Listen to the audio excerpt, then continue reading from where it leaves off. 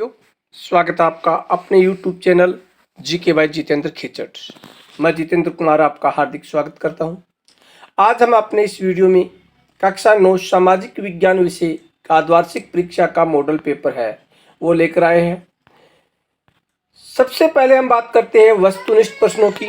अगर आपने अभी तक हमारे चैनल जीके बाय जितेंद्र खिचट को सब्सक्राइब नहीं किया तो चैनल को सब्सक्राइब करिए, वीडियो को ज़्यादा से ज़्यादा शेयर करें, लाइक करें, कमेंट करके आप अपनी राय जरूर दें।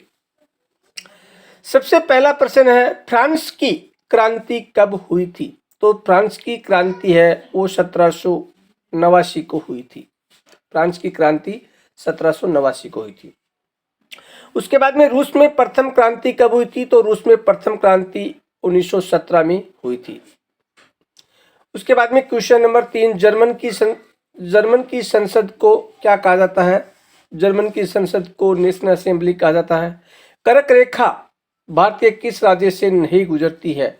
तो कर्क रेखा है वो भारत के उड़ीसा राज्य से नहीं गुजरती है।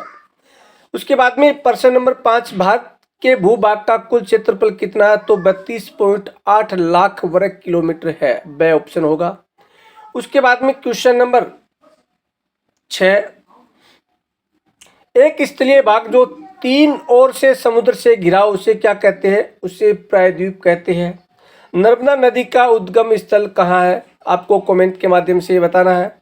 उसके बाद में 8 नंबर, भारत में मानसून का आगमन निम्नलिखित में से कब शुरू होता है? तो मानसून का आगमन है वो जुलाई के प्रारंभ में शुरू होता है। उसके बाद में क्वेश्चन नंबर, डेमोक्रेसी शब्द किस भाषा का? तो डेमोक्रेसी अंग्रेजी शब्द है। उसके बाद में 9 नंबर आपका 10 नंबर, दक्षिणी अफ्रीका में गोरों के प्रभुत्व के खिलाफ संघर्ष का नेतृत्व किसने किया था? तो नेल्सन मंडेला ने किया था। प्रश्न नंबर 11, भारत में मतदान की न्यूनतम आयु कितनी है? तो भारत में मतदान की न्यूनतम आयु है वो 18 वर्ष है। प्रश्न नंबर 12, निम्नलिखित में से कौन राजनीतिक कार्यपालिका का हिस्सा नहीं है? तो पुलिस महानिदेशक है वो राजनीतिक कार्यपालिका का हिस्सा नहीं है। उसके बाद में क्वेश्चन नंबर 2, रिक्त स्थानों की पूर्ति कीजिए।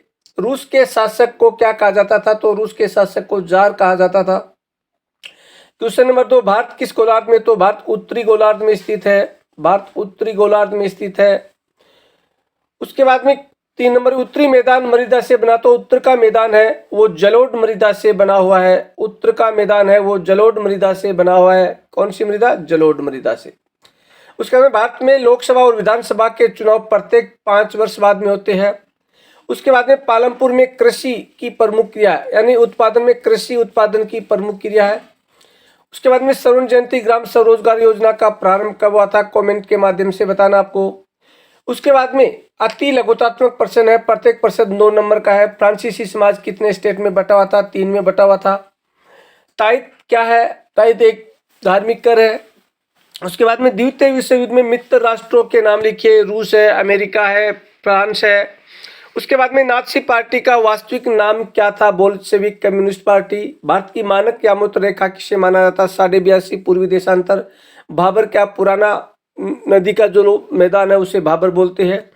भारत में सबसे विशाल द्रोणी कौन सी है? कौन सी नदी की द्रोणी है वो सबसे विशाल द्रोणी है? आपको कमेंट के माध्यम से बताना है। उसके बाद में क्वेश्चन नंबर, विश्व के किन्हीं 4 लोकतांत्रिक देशों के नाम बताइए। जैसे भारत है, नेपाल है, अमेरिका है।